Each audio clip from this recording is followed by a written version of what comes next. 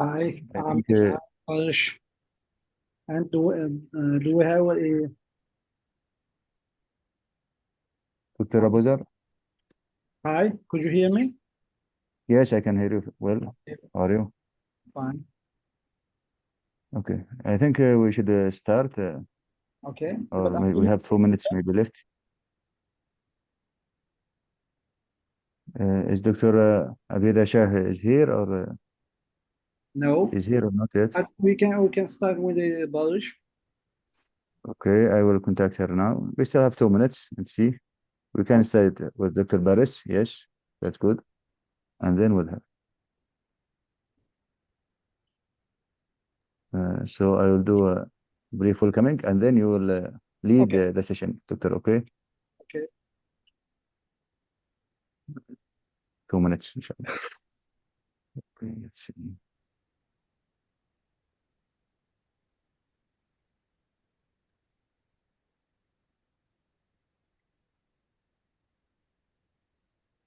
Balish, I think we can check your presentation. You can share. Yes, you can check screen sharing if there is any problem.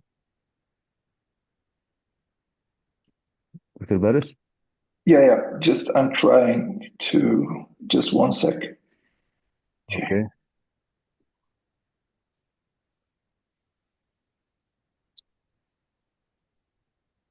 Okay, we can see your presentation. If you can make it. Yes, perfect. This is perfect. Yeah, but just 1 sec, please.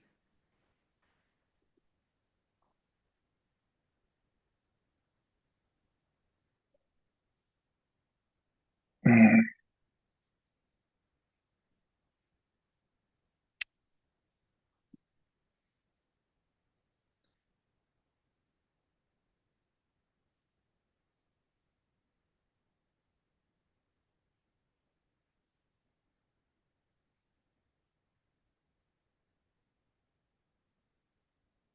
I just need to arrange something. 1 second, please. Okay, wisdom. I think it's already time.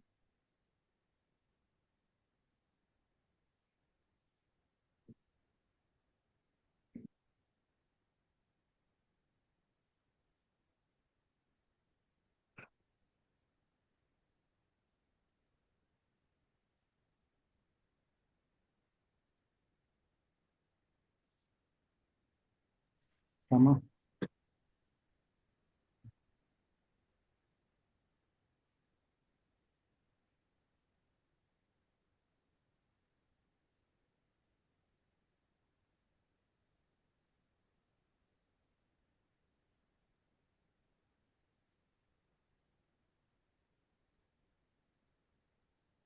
One second, I'm sorry.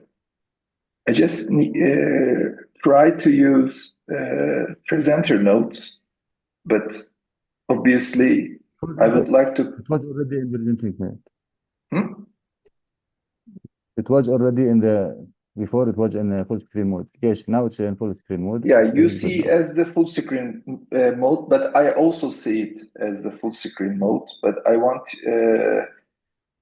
of course, me to see the presenter notes, not you. It will be not No, so logical to show you. understand Just that. 1 second, I'm sorry.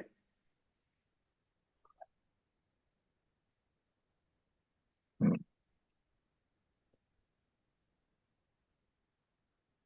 Dr. You Abida Shah also will join see, after 25 Yes, minutes. we can also see.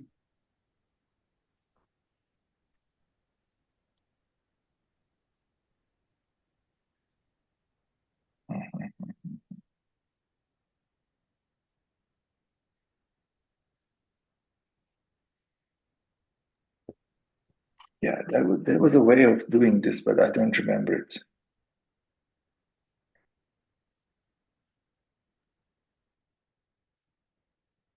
I will start welcoming now the audience. Okay, and then Dr. Abuzar should then Okay, start then moderating. Okay. basically, I won't be using I will be using the notes. No. Okay.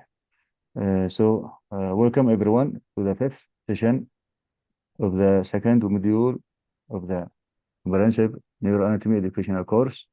organized by the Yemeni Neurosurgical Society in collaboration with the World Federation of Neurosurgery, Young Neurosurgery Forum, and Neurosurgery Coach, along with the Pakistani Society of Neurosurgeons and Neurosurgical TV.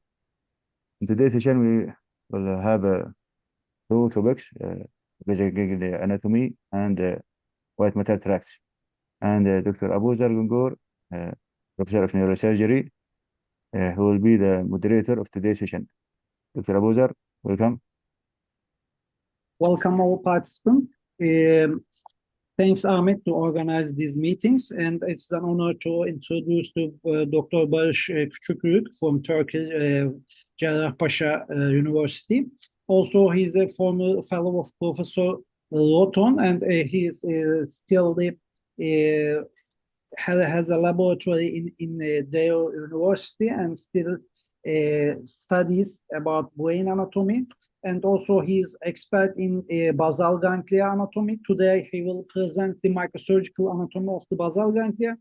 Then we will have Abida. He will join soon. Professor Barış, please, you can start.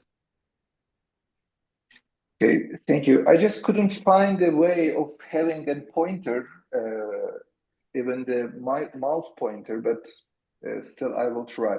So I will be talking about the microsurgical of the anatomy of the basal ganglia, but before we start, we should speak on the terms about this topic, because when you're reading articles or hearing presentation like this, you will hear a couple of terms like basal ganglia, central core, or even the striatum. Basically, they all involve the same thing, but also from a functional point of view and an anatomical point of view, they are very different. The basal ganglia, my topic today, includes these nuclei, as we know them, the caudate nucleus, lentiform nucleus, which involves the putamen and the globus pallidus, nucleus accumbens, thalamus, subthalamic nucleus, and substantia nigra. So basically, I will be talking about these nuclei and their anatomical relationship. I won't be speaking too much on their functional relationships because it's another topic. It involves movement disorders, even some neuroscientific stuff. So basically, I will be speaking on the anatomical relationship. But I also would like to express that the term central core is more an anatomical term, involves the basal ganglia, but between the insula and the lateral ventricle. So the mesencephalic structures such as the subthalamic nucleus and substantia nigra are arguably not involved into the central core. Also, you'll be hearing a term called as striatum. Striatum also involves or includes the anatomical structures of ventral striatum, the striatum, but it doesn't include the thalamus, because the term striatum is more a functional term. It basically involves how the information from the neocortex comes to the basal ganglia is structured and then presented as an output information to the thalamus. So striatum doesn't involve thalamus, the central core doesn't involve the mesencephalic structures, but the basal ganglia is a more arguably term. So now, sorry, somehow I don't have any pointer to show, and I don't know how to put one. Let me try again once more.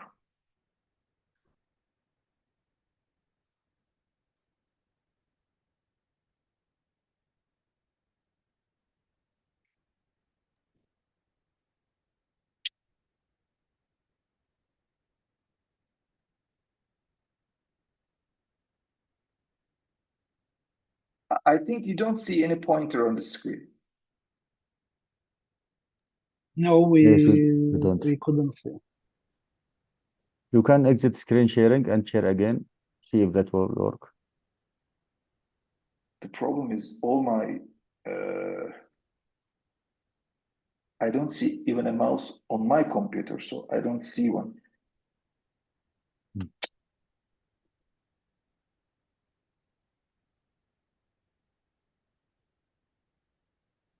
I think now you see one. Yes, we see one, but it's not in full screen mode. Okay, but I think it's better we go this way because it's still okay. The sizes of these pictures will be the same. So let me go like this. It will be better, I guess. Okay. So, so now we are looking to the left central core. As I said, the term central core involves the structures between this left insular cortex until to the ventricle. So in between them, there is basal ganglia and also some association fibers. So let's go into more detail. So the central core includes the insular cortex. From lateral to medial, there is extreme capsule, there is claustrum, this small gray island, then external capsule, and then comes the basal ganglia, the lentiform nucleus, internal capsule, the caudate nucleus, where we see just the head of the caudate nucleus, forming the lateral wall of the frontal horn of the lateral ventricle, and the thalamus, forming the lateral wall of the body of the lateral ventricle. Again, the central core is the area of the brain, except the lobes of, I mean, the frontal lobe, temporal lobe, parietal lobe, except this, includes both cortical structures, subcortical structures, and also some of the basal ganglia. Now we see just the basal, again, the central core. Now this is a coronal cut. These are the lateral ventricle, septum. This is the right insular cortex, left insular cortex. Here we see the brainstem. These are the temporal horn. We are looking from anterior. Now we see all the basal ganglia and all the striatum and all the central core. Let me go a little bit into detail. So again, let's first speak about the central core. This is the insular cortex. This gray island here is the claustrum. Lateral to it, there is extreme capsule, and medial to it, there is external capsule. And then comes the basal ganglia, the lentiform nucleus, including the putamen and globus pallidus. So the lentiform nucleus is formed by the putamen laterally and globus pallidus medially. And then there comes the internal capsule. And more medially, there is the caudate nucleus, then the thalamus, and beneath the thalamus, there is the subthalamic nucleus, and then the substantia nigra. So again, the central core includes the structures between the insula and the lateral ventricle, not the subthalamic nucleus and the substantia nigra, which are more brainstem structures.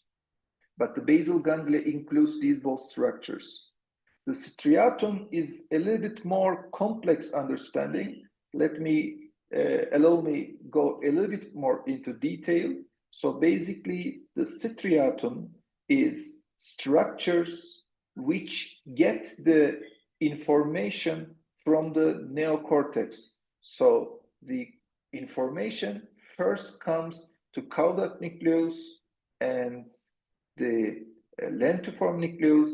It is processed there, then it goes to the globus pallidus and then pushed to the thalamus. So the striatum involves the caudate nucleus and the lentiform nucleus. So let's see these structures from lateral to medial. Now we see the insula. Insula has 3 short gyri, the anterior, the medial, and the posterior short gyres, and 2 long gyri, the anterior and the posterior long gyri. In between them, there is the central sulcus of the insula, which translates also the central sulcus on the surface of the brain between the precentral and postcentral gyrus. Then when we remove this insular cortex, the first thing we see is the claustrum. Actually, the claustrum has a larger dorsal claustrum and a smaller ventral claustrum, which we'll see a little bit in the detail a little bit later. But the first layer after the insular cortex is the extreme capsule.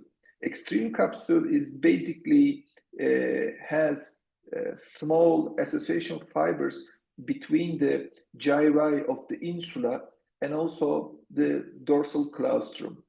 When we go a little bit more deeper and when we remove the dorsal claustrum here and also the ventral part of the extreme capsule, now we begin to see small islands of the gray cortical matter, which is the ventral claustrum.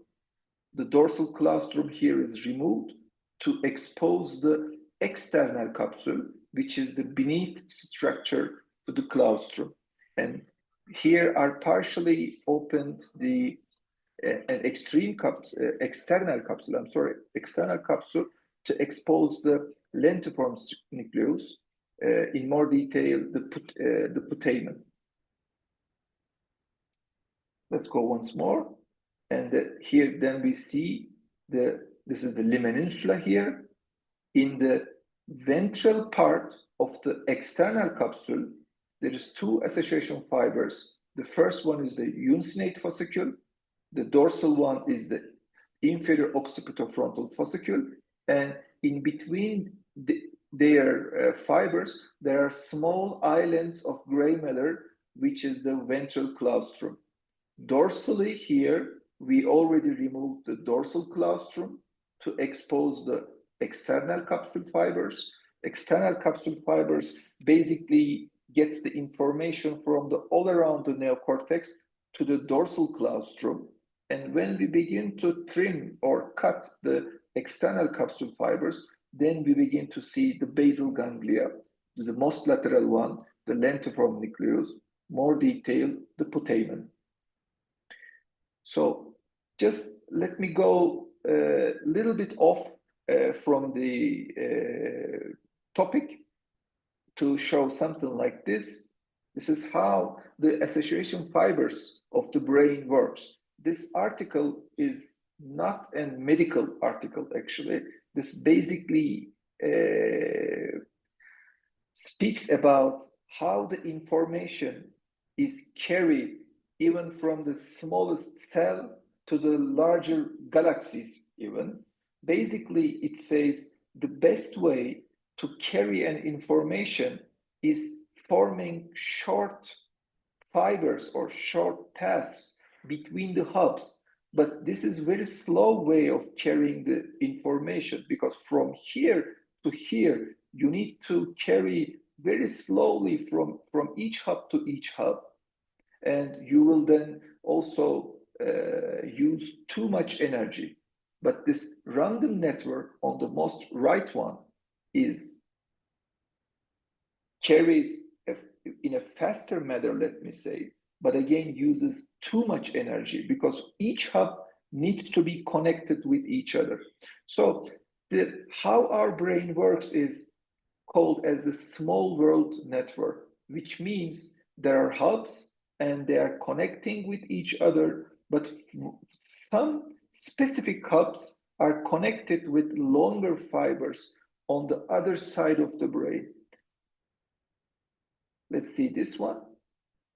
As I said, these are specialized regions. They are connected with U fibers, but they are also connected with longer fibers. So this uncinate fasciculus and inferior occipitofrontal fasciculus are association fibers, just like the U fibers of the cortex, connecting adjacent gyri, and U fibers are too many, but we also have association fibers like superior longitudinal fascicule, inferior occipitofrontal fascicule, or uncinate fascicule connecting and not adjacent, contrary, far cortical areas from each other, but from here to here, it's the best way to carry the information. That's how our association fibers in the brain is developed, let me say.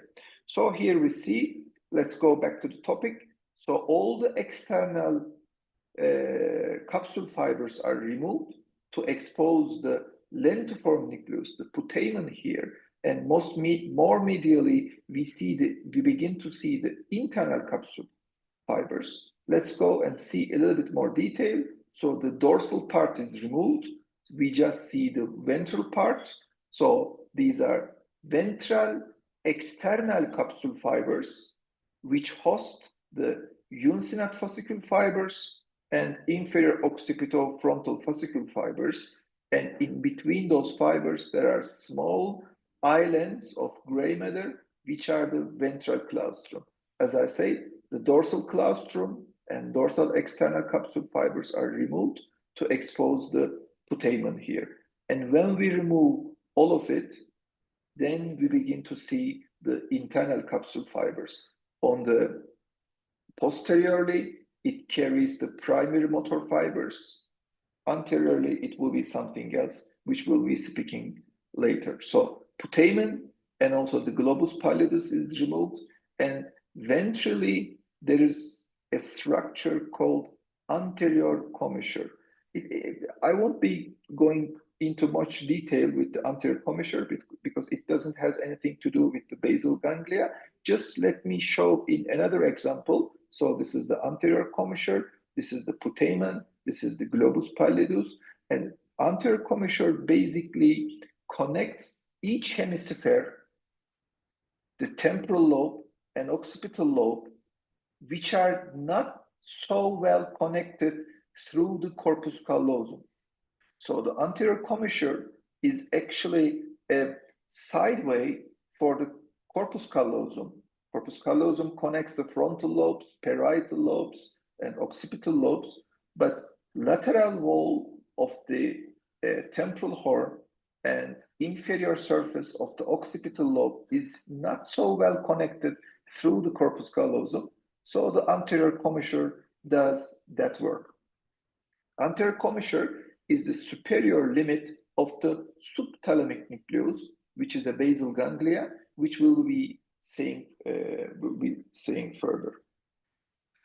So now we'll be discussing these structures from anterior to posterior in a right hemisphere. Again, we see here the insula. When we begin to remove the insula, here I removed the short gyri of the insula to then see the dorsal claustrum and the external capsule fibers. As I said, external capsule fibers carry the information from the neocortex to the dorsal claustrum. Its anterior part is partially removed here to expose the putamen and then the internal capsule fibers.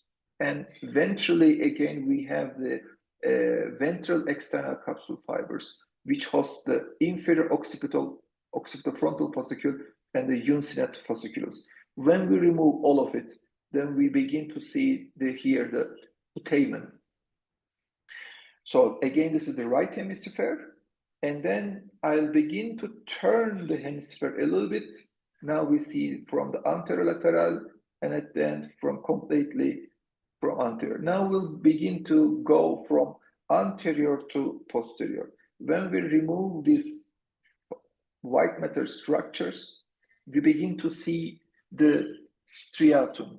As I said, the striatum is formed by the caudate nucleus and the lentiform nucleus. Here laterally we see the putamen, and normally on the axial scan of an MRI, we don't see this connection between the caudate nucleus and the putamen, but actually they are connected by a gray matter structure, which is most anteriorly called as the substantia innominata. This is a very vague term, let me say, substantia innominata. Its borders are not well defined. I can just say the gray matter structure connecting the caudate nucleus head and the putamen here forms the most anterior border of the substantia innominata. Again, this is a right hemisphere. Here we see the roof of the lateral ventricle, which is formed by the corpus callosum. The white matter structure between the head of the caudate nucleus and the putamen is the anterior limb of the internal capsule. Let's go a little bit more posteriorly. So the anterior limb of the internal capsule is removed. The head of the caudate nucleus becomes the body of the caudate nucleus, and maybe you'll differ the change of color here. This is the lentiform nucleus here, but laterally it's putamen and medially it's globus pallidus. So the gray matter structures connecting the caudate nucleus and the lentiform nucleus here is called as the nucleus accumbens here. Maybe it will become more clear with these two pictures put side by side. This is again a right hemisphere, the lateral ventricle here. The roof is formed by the corpus callosum. This is the internal capsule going into the basal ganglia. This is more posterior to the anterior limb, but still we are anterior to the foramen of Monro, let me express. So this is the posterior part of the head of the caudate nucleus, which will begin to be the body of the caudate nucleus. So this is the lentiform nucleus here. The laterally it's putamen and medially it's globus pallidus. This is the anterior commissure we already talked about, and beneath the anterior commissure, the structure is called as the nucleus accumbens. Let's go a little bit more posteriorly. We begin to see the foramen of Monro. After the foramen of Monro, the head of the caudate nucleus will be the body of the caudate nucleus, the internal capsule, the lentiform nucleus, the anterior commissure, and we go more posteriorly. This is the body of the caudate nucleus, which forms the lateral wall of the lateral ventricle, but still we are anterior to the thalamus. And a little bit more posteriorly, after the foramen of Monro, the caudate nucleus becomes the body of the caudate nucleus. Here there is the thalamus, and lateral to both of these structures there is the posterior limb of the internal capsule, which carries the primary motor fibers. The globus pallidus begins to diminish, and we see the posterior part of the putamen here. And these structures form basically the basal ganglia. But to have a better understanding, particularly the caudate nucleus, I would like to show these pictures of the right hemisphere from this time from medial to lateral. So the cortex is removed. This is the corpus callosum, the fibers of the corpus callosum, as I said, connecting the frontal lobe, parietal lobe, and through the splenium, the occipital lobe. The septum is removed, and partially I will be removing the anterior part of the corpus callosum to have a view of the caudate nucleus. So the anterior to the foramen of Monro, which is basically located here, the caudate nucleus is the head of the caudate nucleus, forming the lateral wall of the frontal horn of the ventricle, and more posteriorly, it's the body of the corpus callosum, which forms the lateral wall of the body of the lateral ventricle.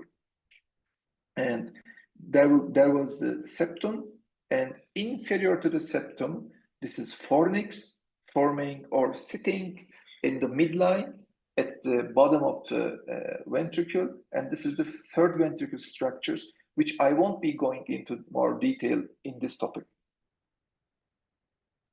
So this is the same structure, the head of caudate nucleus, the body of the caudate nucleus, and then this caudate nucleus will be turning around the thalamus and will be going to the temporal horn, which will be coming later. But let me first remove all of the caudate nucleus to expose the internal capsule fibers. As in some talks, you will be listening, actually, the caudate nucleus and the lentiform nucleus is not connecting only, let me go back, as here, inferiorly, they are also connected these through cortical structures going in between the internal capsule fibers. So now we are looking above to ventricles, to lateral ventricle system. This is the left side. This is the left side. This is the right side. This is choroid plexus. This is the fornix. There was a septum, which we don't see here. This is the left fornix. This is the right fornix. Is partially removed to expose the internal capsule, which is located at the roof of the third ventricle. So normally, when we go into the ventricle, we see the structures as the left side, because the fornix is here. This is the body of the fornix. The choroid plexus goes to the foramen of Monro.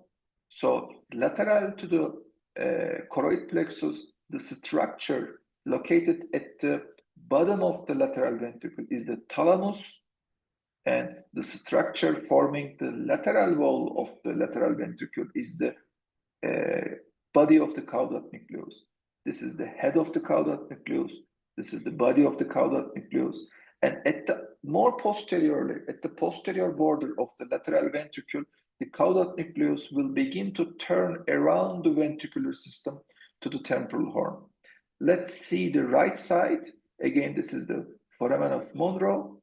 The fornix is partially removed to expose all the thalamus here, forming the roof, the bottom of the lateral ventricle, and laterally this is the body of the caudate nucleus, which will be later becoming the tail of the caudate nucleus. Let me just say, I will be later than showing, but here you see some lining here, which is in between the thalamus and the caudate nucleus. There will be going the stria terminalis, going to the amygdala in the temporal horn.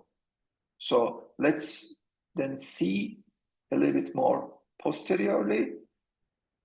This is the thalamus here, and this is all the way the body of the caudate nucleus, which begins to be the tail of the caudate nucleus, and then it will be turning to the temporal horn, just like the fornix going over the hippocampus, which is not here. So this is the thalamus forming the bottom of the lateral ventricle and also the anterior wall of the atrium of the lateral ventricle. And this is the internal capsule here. Let's see these structures, particularly the tail of the caudate nucleus. This is the inferior surface of the temporal horn. The parahippocampal gyrus and the fusiform gyri are removed here on this side. Here we see the hippocampus. This is the choroid plexus. When we remove the body and the head of the hippocampus, then we begin to see the uncus here and the posterior segment of the uncus. This is the apex of the uncus, and the posterior segment of the uncus is hosted by the amygdala, and amygdala is connected with the head of the caudate nucleus through the stria terminalis, and this gray matter structure here going also to the amygdala is the tail of the caudate nucleus. When we remove those, we see here the amygdala located in the posterior segment of the uncus. Here, there was the optic nerve, optic tract, I'm sorry. And when we remove it, partially, we also see the ventral amygdalofugal pathway, which is the connection of the amygdala with the basal ganglia. And also, let me express, this is the mesencephalon, as you see, and this is the most inferior basal ganglia located in the mesencephalus, which is the substantia nigra, which we'll be seeing here a little bit more. And just superior to it, to substantia nigra, most inferior part, subthalamic nucleus, will be present, but it is not dissected here. Thank you very much.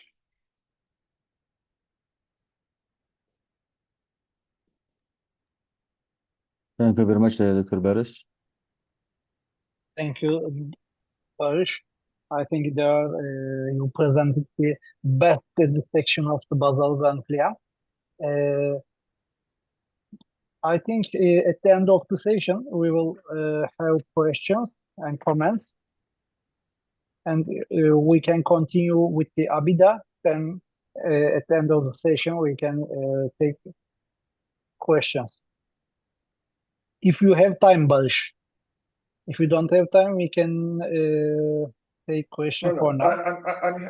I'm glad to be here. I'm here. Okay. Okay, welcome, Abida. Hi, Abuzar. I know you are very busy. Nice to see you here.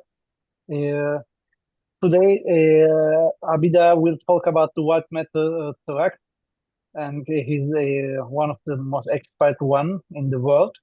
Please, Abida, we are waiting for your presentation. Thank you, Abuzar, and nice to see you. Hi, Ahmed. How are you, Abida? Okay, I'm good. So here, Dr. Baris has shown us the anatomy of the central core of the brain. So he's basically shown some good fibers also, and he's also showed a lot of the central core and the gray matter. So what we are going to do is study all the fibers that are around this gray matter and how this architecture of the white fibers is there in the brain. So this is a specimen of the brain that we are very used to this view where you see the pia arachnoid, you see the veins, you see the arteries, you see the skull base. What we are not familiar is with this anatomy, the anatomy of this intrinsic brain. And it has been neglected for many years, but now because of a lot of information that we've received, everyone is now interested in white fiber anatomy. So let us start with this. Why is this change happened? So now people realize that it is not just the cortical area that is important. The white fibers that connect the cortical areas are equally important. So the human neural network consists of nodes, which are cortical areas, connected by a series of edges or links, which is the subcortical network, and it creates a fascinating grid of motor, sensory, autonomic, and emotional function. So everything is hodotopic. So both the cortex and the subcortical network is important for function. Earlier, we used to view these areas only as Brodmann's areas. We had 50 areas which were eloquent. Then we started looking at the myeloarchitecture. And now we are looking at functional connectivity and resting state networks. Basically, what this means is that we are seeing at the areas which fire when there is a particular function is being performed. So both the cortical and the subcortical areas that work together when you have to perform a function. And based on this, 7 major networks have been identified. And of course, there are many other networks. So these are the 7 networks. And also I will add language to this. So let's quickly look at the network. So this is how we are looking at the function of the brain of both the cortex and the subcortical network. So this is the default mode network. And the cortical structures involved are the anterior and posterior cingulate, the lateral parietal clusters. And the white fiber that is responsible for this network is the cingulum, which you see here on the medial aspect of the hemisphere. Then you have the central executive network, which consists of the lateral frontal regions here, the posterior part of the dorsolateral prefrontal cortex, and the supramarginal gyrus. And the fiber system that works in tandem with this is the superior longitudinal fasciculus. The salience network, the fiber system involved is the frontal aslant tract, and the cortical structures are the anterior part of the insula, the operculum, and the middle cingulate, and the dorsolateral prefrontal clusters. So when a particular function is being performed or is not being performed, these are the areas that come into play when that function is needed. So we are all familiar with the sensory motor network.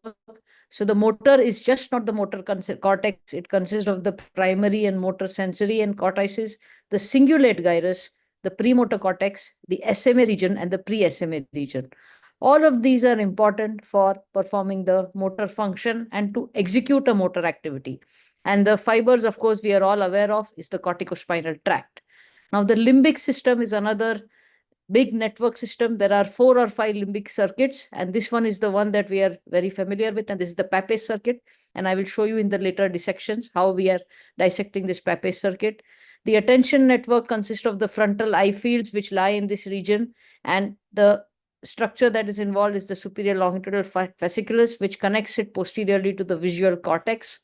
Then the visual network has ventral, dorsal, lateral, and medial streams connected here by these optic radiations. The language, there are 2 main pathways. So the ventral pathway, whose main fiber bundle is the IFOF, which you can see in this image here. And indirectly, of course, the uncinate and the ILF are involved. The substrates, cortical substrates, are the superior and middle temporal gyrus, the dorsolateral prefrontal cortex, and the superior temporal sulcus. Now, if you damage this network on the dominant side, you will get semantic paraphasias. On the non-dominant side, you will get non-verbal comprehension disorders. Similarly, there's a phonologic pathway whose main pathway is fiber is the arcuate fasciculus, and also the indirect part, which is consisting of the SLF3. And the cortices is the inferior and middle frontal gyrus along with the superior temporal gyrus. So this is how the cortex and the subcortical network are functioning together to perform a certain activity. Now, before we delve into the subcortical network, let me just show you some beautiful images of some important eloquent areas as we see them. So this is the inferior frontal gyrus. This is the pars orbitalis. This is the pars triangularis, which is pulled up into the sylvian fissure. This is the anterior sylvian point, and this is the pars opercularis. Now, both the pars triangularis and the pars opercularis form the traditional Broca's area. But if you realize that the speech arrest does not occur if you stimulate here, it will occur in this area. This is the ventral premotor area. That is the part of the pars opercularis which connects to the subcentral, to the precentral gyrus by this connection that you can see here. This yellow circle you see here is the posterior and medial part of the superior frontal gyrus. This is the SMA. In front of this is the pre-SMA. This part here is the dorsal premotor area. And this omega region that you identify very nicely on MRI or also when you open the brain, this is the hand motor activation area of the precentral gyrus. Then here you have some craniometric points which also help you guide to find the location of the lesion. So here you see where the superior frontal sulcus is meeting the precentral gyrus. It is 1.5 centimeter posterior and 3 centimeter lateral to the bregma. This is the region where the parieto-occipital arcus can be found. On the medial surface, you can see that the foramen of Monro corresponds here to the coronal suture. Posterior to that is the paracentral lobule, which connects the pre and the postcentral gyri posteriorly. This is the precuneus. This is the cingulate gyrus. And this is, of course, part of the SMA region on the middle aspect of the hemisphere. The part where the middle frontal gyrus connects with the precentral gyrus is the frontal eye field, again important for the visual stream. And so these are some important cortical areas in the frontal lobe that we should all be aware of. And then we go into the white fiber network. So all this time we have looked at white fibers as association fibers, commissural fibers, projection fibers. But as neurosurgeons, we should look at them as how they are going to come in our way. So we look at them in the direction that they run and at the depth that they will lie. So if you understand and what structures they are related to. So if you look at white fibers in this perspective, you will get a 3-dimensional architecture of the brain of this white fiber system. So in this paper, what we did is we identified the white fibers that will come underneath each gyrus. So if you look at the superior frontal gyrus, these are the fiber bundles that will come. So we dissected the whole brain in that aspect, identifying which fiber bundles will come in the way. And then we classified the white fibers of the brain according to its direction and the depth. And we divided them into 5 parts. So there are 4 horizontal layers and 1 vertical layer. So this is the first one. This is that of the short arcuate fibers or the U fibers. It's the superficial layer. Then this blue one here is the middle layer, which is composed of the long association fibers like the cingulum, the SLF, the IFOF, the uncinate. They all come in this part. The red circle here are also association fibers, but these are the ones that are in close proximity to the ventricle. So like the fornix, the medial and lateral longitudinal striae, the striae terminalis, all of them will come in this group. The central group here, the green one, is the commissural fibers. They lie in the center of the brain between this vertical group of fibers. And the last one, this is the vertical group, are the corticospinal tracts and the thalamic radiations. So, and as they go on to form the corona radiata. So this is how we have classified the white fibers, and it actually enhances your understanding when you're operating on brain tumors to identify which fibers are lateral to the vertical group, which fibers are medial to the vertical group, and which will be a boundary which you cannot cross when you're operating. So let's look at all these fibers from a dissection perspective. So this is the lateral aspect of the hemisphere. This is the Sylvian fissure. This I told you earlier. This is the pars orbitalis, the pars triangularis, the pars opercularis.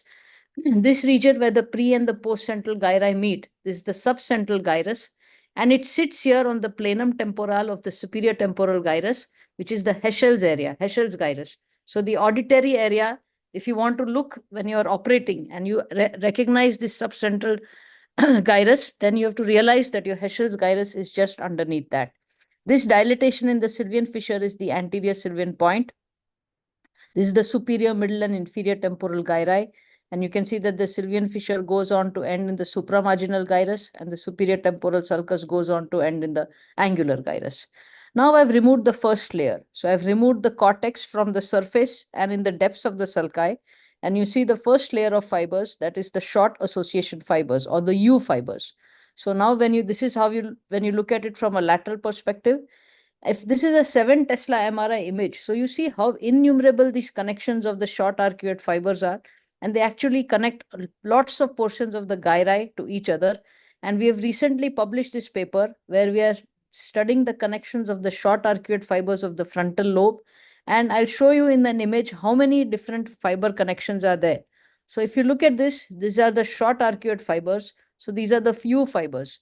So this is one gyrus, this is another gyrus. So this is, look at here, this is a sulcus here. So this is one gyrus, another gyrus.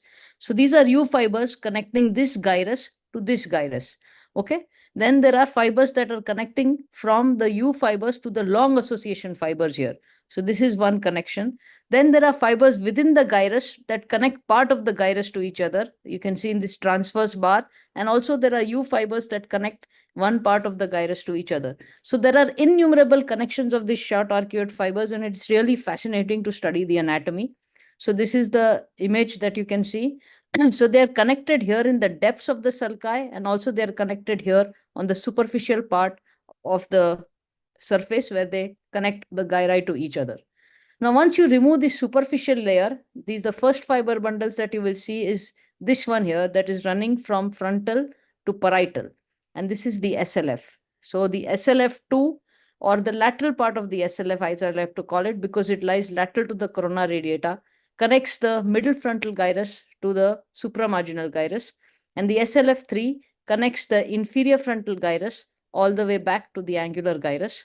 And this fiber bundle that is beneath the SLF here is the arcuate fasciculus.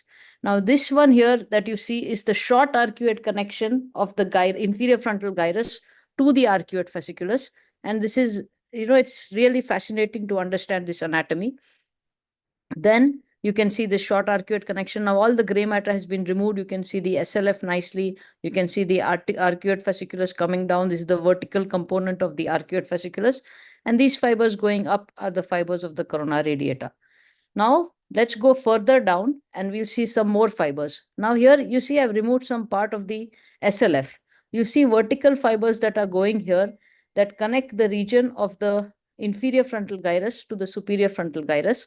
And these are the fibers of the frontal aslant tract. So now you can see them very nicely here. So these fibers that you see running up are that of the frontal aslant tract. This is a magnified view of the same. So now coming down from the lateral aspect, we have seen these two tracks which are important. So the SLF, the arcuate. Here you can see some portion of fibers that are going posteriorly. These are fibers of the middle longitudinal fasciculus, and more down here inferiorly, you will have the inferior longitudinal fasciculus. So let's go now to the region of the insula. So the insula is the fifth lobe of the brain, the hidden lobe, surrounded by this frontal, parietal, and temporal opercula. So when you open the opercula means curtains, and then you will see the insula. I'm sure Barish has already covered this insular anatomy, so I'm not going to go into the details. So these are the anterior and posterior insular gyri, and this is the central sulcus of the insula. Now, this is the relation of the insula to the central core of the brain. Again, I'm sure he must have covered it, so we can go fast on this. Now, let's look at the white fiber anatomy of the insula. So here you see in this image, I've removed the insular gyri. Here you see the SLF. Here you see the arcuate fasciculus. Here you see fibers that are running posteriorly to the parietal lobe. That is the middle longitudinal fasciculus. And more inferiorly, you see fibers that are running here. This is the inferior longitudinal fasciculus. So now after removing the insular gyri, the first structure that comes into view is the extreme capsule. So what is the extreme capsule? Extreme capsule consists of cluster cortical fibers that connect the insula to the cortex. So these are how the insula connects to the higher centers. Once you remove the extreme capsule, you start seeing the external capsule. The external capsule has two parts. So this is the ventral external capsule, and this is the dorsal external capsule. So the dorsal external capsule runs up here, joins fibers of the internal capsule beneath the arcuate, and goes on to form the corona radiata. And the ventral part of the external capsule has two major fiber bundles. This one that turns anteriorly and looks like a hook, that is the uncinate fasciculus, and this one that turns posteriorly and goes all the way posteriorly to the occipital lobe is the IFOF, inferior fronto-occipital fasciculus. So now you see the relation here. These are the U fibers, so the superficial group. This is the middle group, which is the SLF and the arcuate. These are also part of the middle group, the IFOF, the uncinate. And then here you start seeing some gray matter. Now I'm going to lift the arcuate fasciculus. And what do you see here? This whole bunch of fibers that you see here is part of the sagittal stratum. So let's look at them again. So this is the uncinate, this is the IFOF. This fiber bundle down here is the ILF. The MLF I've already removed. So this sagittal stratum has fibers of the arcuate, not arcuate, the MLF, the arcuate is lifted up. So the MLF, the IFOF, the fibers of the anterior commissure, fibers of the optic radiations, and fibers of the tapetum. So this whole structure together is sagittal stratum. Now, coming back to the region of the insula, so here you can see that the optic radiations are going here. Now you see this relation. So this is the first layer, that is the external capsule. This is the putamen, and in the depth you will have the internal capsule. So you can classically see this appearance on specimens where you have the external capsule, then the gray matter of the putamen, and then the internal capsule. So it gives a very characteristic spoke and wheel appearance, as you can appreciate in this image.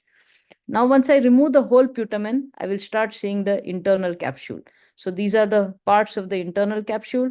And now here you can see that the putamen has been removed, the arcuate has been cut, and this is the optic radiations. The first layer of the IFOF has also been removed, and you can see the optic radiations going posteriorly. And now this is the whole image showing the parts of the internal capsule. So the anterior limb, the genu, the posterior limb, the retrolentiform part, and the sublentiform part, which is the Mayer's loop, and this is the whole internal capsule. So when you come from laterally, this is the vertical layer of fibers that will form your barrier. And then to proceed with the dissection, you come from the medial aspect. So now this is the medial aspect of the hemisphere. You already seen the cingulate gyrus, which goes all the way down here and joins the parahippocampal gyrus. Also, it is joined by the lingual gyrus, which also continues as the parahippocampal gyrus, as you can see in this image. So this is the cingulate gyrus joining here the parahippocampal gyrus. Also the lingual gyrus joining here with the parahippocampal gyrus. Then we have seen the paracentral lobule, the precuneus. This is the cuneus. This is the parieto-occipital fissure, and this is the calcarine sulcus with the anterior and the posterior limbs. And this is the visual cortex, which lies on these limbs of the calcarine sulcus. Then you start dissecting medially. So this is the corpus callosum. And here you see that we have started dissecting in the region of the thalamus. So this is the fornix here. This is the columns of the fornix. This is the mammillary body. And you start seeing this structure here. That is the mammillothalamic tract. Now let's go further into this. Now, looking from this perspective, you see I've removed the gray matter of the cingulate gyrus. And you see this fiber bundle that is here. That is the cingulum, which curves all around the corpus callosum and comes here to end as the radiation of the cingulum. Then from the hippocampus here, fibers of the fornix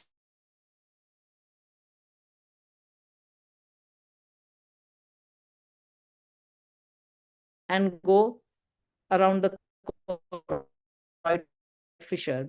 You see to very instantly, and these are very constant connection to the precuneus. There is another very constant connection to the. You can see here the radiation of the cingulum entering here in the entorhinal region and the hippocampal region. Here again, you can see the mammillothalamic tract as it is going up and ending here in the anterior nucleus of the thalamus. This is the fornix. This is the thalamus, and this region between the fornix and the thalamus, which curves all around with the ventricle, is the choroid fissure. So now you can see in this region, the radiation of the cingulum as it is joining here. This is the hippocampus. This is the fimbria. This one you can see is the dentate gyrus. And the dentate gyrus actually curves here and goes above the corpus callosum as the subsplenial gyrus, and then continues as the inducium grecium and the medial and longitudinal striae.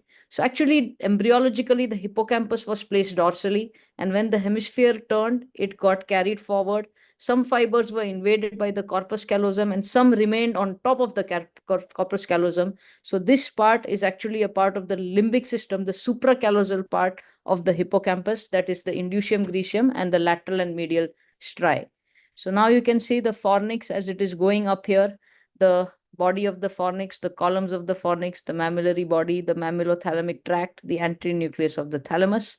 And then more as you go further, I've cut the corpus callosum and you will go into the anterior nucleus of anterior thalamic radiations.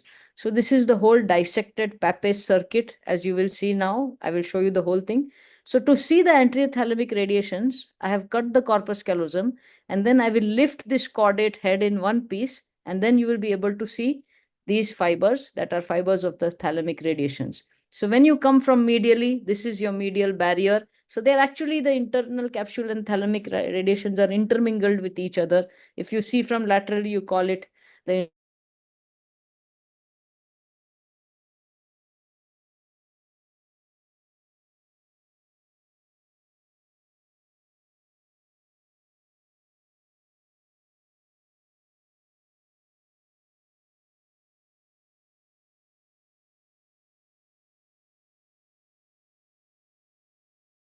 circuit, which begins here, the hippocampus, the fimbria, the fornix, the mammillary body, the mammillothalamic tract, the anterior nucleus of thalamus.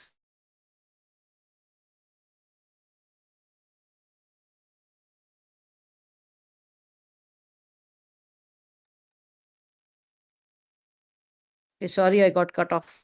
Can you see now? No. You Can you share you again? can screen share again. Okay, now? Okay. Can continue. Okay. Pappes circuit, as you can see, the hippocampus, the fimbria, the fornix, the mammillothalamic tract, the anterior nucleus of thalamus, the anterior thalamic radiations coming to the cingulum and ending back here in the region of the hippocampus. And this completes the whole Pappes circuit. And then we decided to dissect it outside. And this is another important component of the limbic system, the medial and lateral olfactory striae, which connects to both these structures to complete the limbic network. So if those who are interested can read this subject here. Now coming from the inferior aspect, so this is the uncus. The anterior segment of the uncus actually corresponds to the amygdala. The posterior segment of the uncus corresponds to the head of the hippocampus. This is the fusiform gyrus, and here you can see the parahippocampal gyrus that is running. Now you see the relation of the uncus to the cerebral peduncle and the posterior cerebral arteries in this region. So when you start dissecting from here, you remove the gray matter. The first fibers that you see here is the radiation of the cingulum. Once you remove this radiation of the cingulum, it is just lying on the ependyma of the temporal horn from the inferior aspect. Once you reflect this radiation of the cingulum and remove the ependyma, you will see the whole hippocampus. And here in the roof of the ventricle, you will see the amygdala. Once you reflect the hippocampus and choroid plexus down, you see fibers coming here from the lateral geniculate body, curving and going in the lateral part of the temporal horn. And these are actually fibers of the Mayer's loop as they are turning to form the lateral part of the wall of the temporal horn. So here, this is the Mayer's loop, and this is from the lateral perspective. You see these fibers that are curving forward, anteriorly, and then going posteriorly to form the optic radiations. So this is part of the IFOF. These are fibers of the anterior commissure, and the whole thing together forms the sagittal stratum. So what is the significance of this? So if you realize here, this is the hippocampus in the temporal horn. So there is a portion here in the anterior aspect of the temporal horn which is devoid of any fibers. So here, this Mayer's loop and the IFOF is in the roof, and only in the posterior part it comes in the lateral wall of the temporal horn. So if you enter the temporal horn in this region, you will not cause any damage to the optic radiations. And this is important when you are performing amygdalohippocampectomy. And this approach has been used by us for many, many years. It was described by Professor Goel. And then we actually go ahead through the middle temporal gyrus, enter the temporal horn in this region, and then remove this whole thing in an en bloc fashion. So the neocortex with the amygdala, hippocampus, and the tail, and the whole thing in one en bloc fashion. And this is our paper on the subject. Here you can see this is the area that is safe to enter. Now there are other limbic circuits that connect that form the limbic network. So here you have the supracallosal circuit, which I showed you, the Pape circuit, then striae terminalis, as Barish was saying. So that is the dorsal amygdalofugal pathway, which goes all the way from the amygdala and connects to the septal region. And then there is a ventral amygdalofugal pathway, which connects on the inferior aspect of the brain. And this is a model of the limbic networks that you can see. So here you see the fornix with the mammillary bodies. Here you see this one here that is depicted is the striae terminalis. These are the medial and lateral olfactory striae, how they connect to this entorhinal area. And then there is one dentate gyrus which goes above and forms the supracallosal circuit and connects here to the septal nuclei in this region. Lastly, coming to the commissural fibers. So this is the corpus callosum. This is another fascinating structure, and those who are interested can read this paper. The corpus callosum actually connects each part of one hemisphere to the other hemisphere, and it appeared in placental mammals. Before placental mammals, there was no corpus callosum. There was only anterior commissure, which carried all the information. The corpus callosum came into picture because we needed faster conduction times, faster reaction times. So you needed something that was, easy and shorter than the anterior commissure, and that is how the corpus callosum came into play. So based on this anatomy, we have described the corpus callosum as having dorsal callosal radiations which curve superiorly. This is, of course, the forceps minor or the anterior callosal radiations.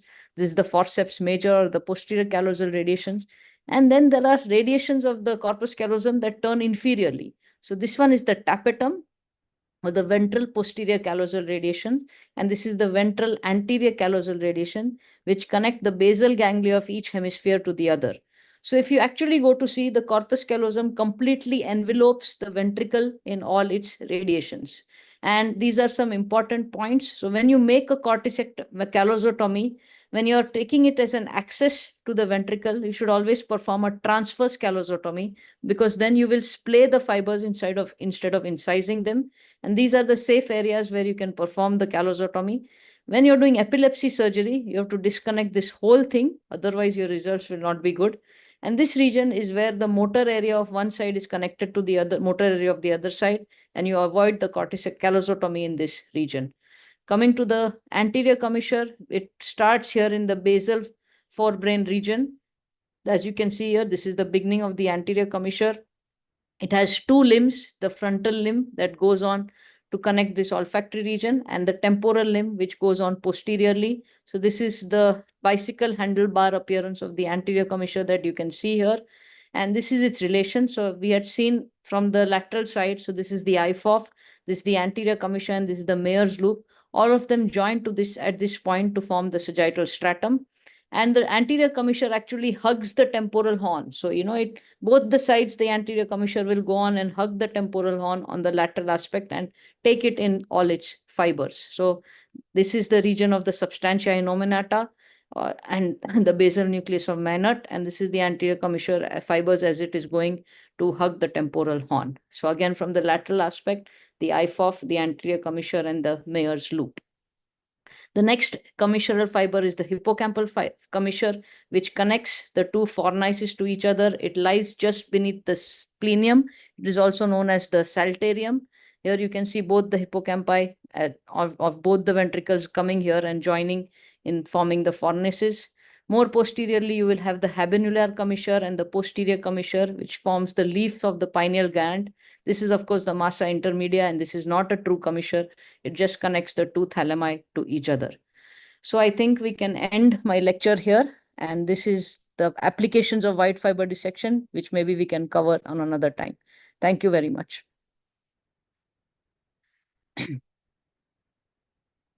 Thank you, Abida. Barış and Abida summarized all white matter tracks and deep brain nuclei and the basal ganglia. Is there any comments or questions they can answer? Comments from the audience? I think there's some of audience thanks, sending their congratulations.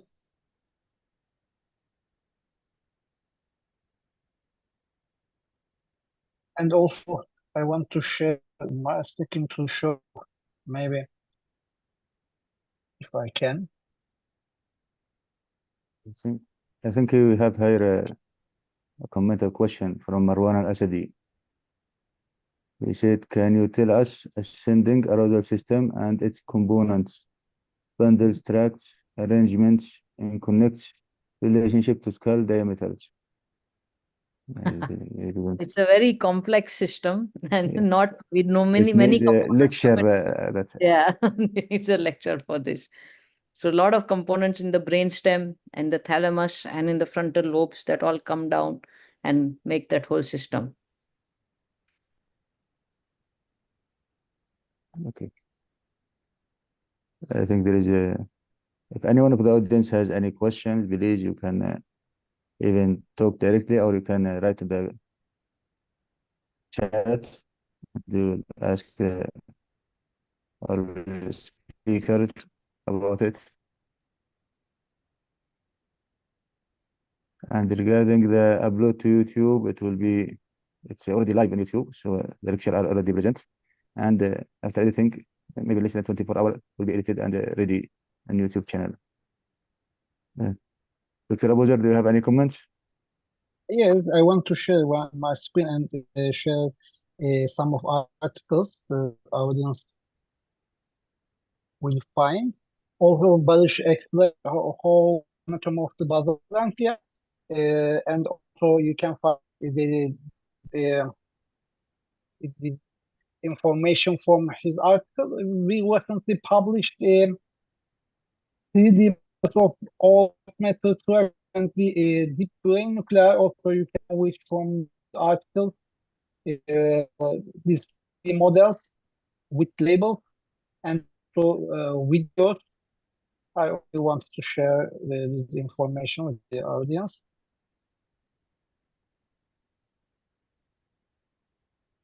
I would thank again Barış and Abida.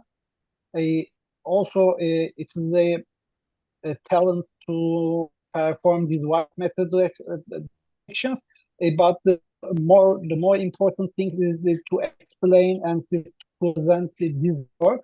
You are a great lecturer. Thanks again. Join with us and explain all these. I think we can close the session. Dr. Ahmet. Yes, Doctor. I think if there is no any more questions or any comments, we can conclude this session. And thank you, Dr. Baris, and thank you, Dr. Abida, for this very nice information and very nice lectures.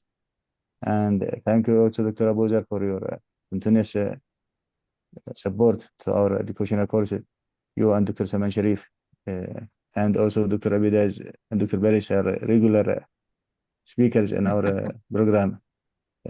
And we all enjoy their presentations very, very much. Thank you, everyone. And thank you Thank all. you. And by this, See you Thank you. next time. Yeah, thank thank you. you. By Bye. this, we can conclude our fifth session and see you all next week, inshallah. So goodbye, everyone, and thank you. Goodbye.